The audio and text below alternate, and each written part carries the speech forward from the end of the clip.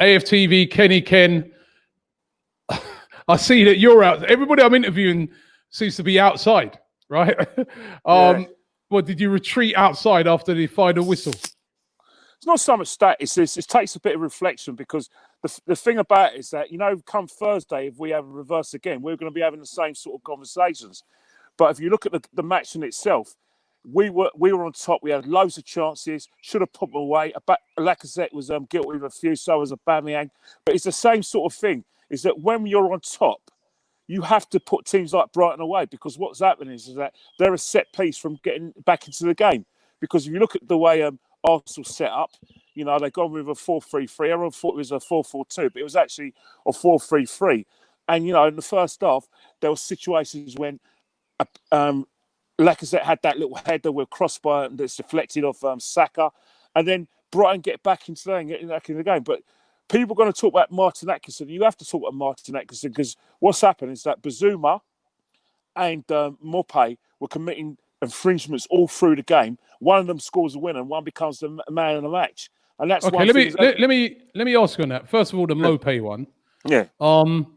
Yes, it was. He has left something on Leno, but yellow card at most for that, wouldn't it? Although he didn't even get a yellow card.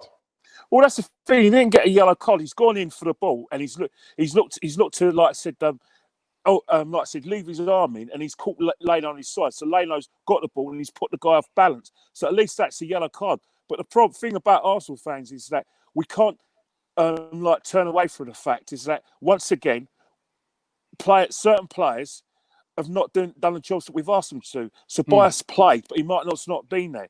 Like, he did try getting back in the game in the second half, and he was very effective. But in the first half, he was a shadow of himself. If you look at the first goal that we conceded, that was, again, Ceballos, not keeping right away. Little 1-2, cross goes in, and then a little bit of lucky deflection, and Dunk makes it 1-1. And even for the goal, again, it was a situation where there's a little dummy, not following the man, ball watching, and that's how they get the winner. But the fact of the matter is that this is a malaise at Arsenal Football Club that we've always seen over the last few years. It's very easy to blame us, like I said, Arteta right now, and is it just like you're blaming Unai Emery? But the fact of the matter is that Arteta now realises that this club is a mess. There are some bad eggs in that dressing room, and that's the reason why some of them are not even playing today. Why do you reckon? Do you reckon that could be why? Because we're all baffled why Martinelli's not getting a shout right now. Well, in fact, the reason why Martinelli's not getting a shout is a simple reason: is that he's very raw and he's a very instinctive player. But we can't afford to have an instinctive player in a team. Yeah, but Kenny Ken, he scores goals.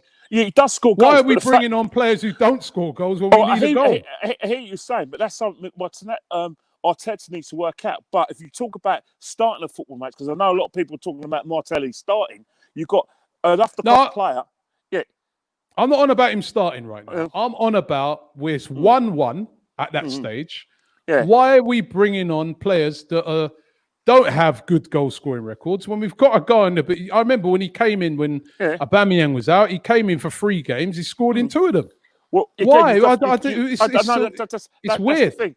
And that's the situation. If Unai Emery made that sort of decision, he would have been crucified. The fact of the matter is that Arteta's still got to making the same decision. Now, maybe he's come to the conclusion that Martinelli's tactically he's not in tune with what can. But if you want to get a goal, bring him on. But that's one of the decisions that is baffling for fans and baffling for me, why Martinelli isn't getting some sort of game time. Because if you look at his substitutions, he's messed up the substitutions again. But no one's going to question that because it's not Unai Emery.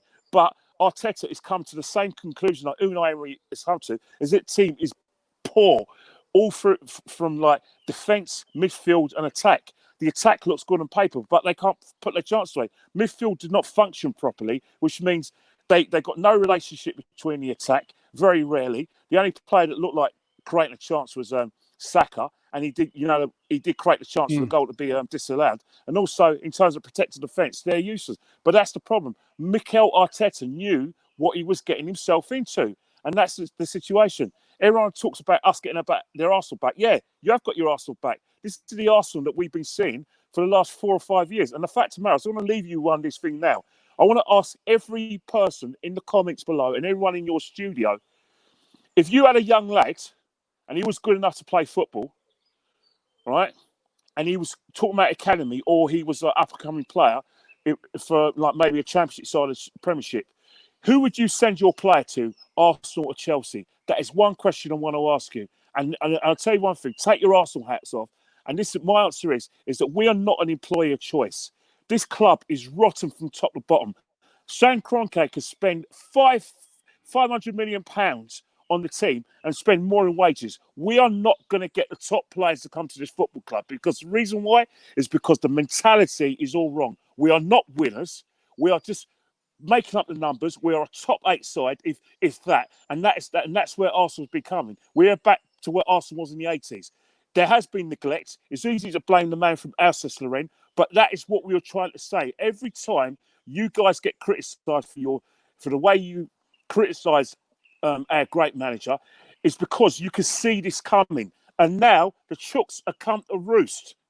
And the worst thing about this, Robbie, we're going to have this conversation on Thursday, because Southampton are a good side. Because you saw what they did to Norwich, and then we've got a lot of away games. So this is what you have to get used to. Arsenal fans have to lessen their ambitions, start thinking about the top, and start from top to bottom. If Aubameyang wants to leave the football club, show him the door. We can get that money and we can rebuild. If Mesut Ozil's not happy, then fine. Find a way to get him out. Yes, he's getting paid £70 million, but this is all about revolution, all right? From 2020 to 2021, it's about going back to basics. No, Arteta's not prepared to do that. Let's get a manager who can do that, because this is what's going to happen now. We've got to start from top to bottom and clean everything up. Okay, thanks, Kenny Ken. Football is back. Back again, yeah?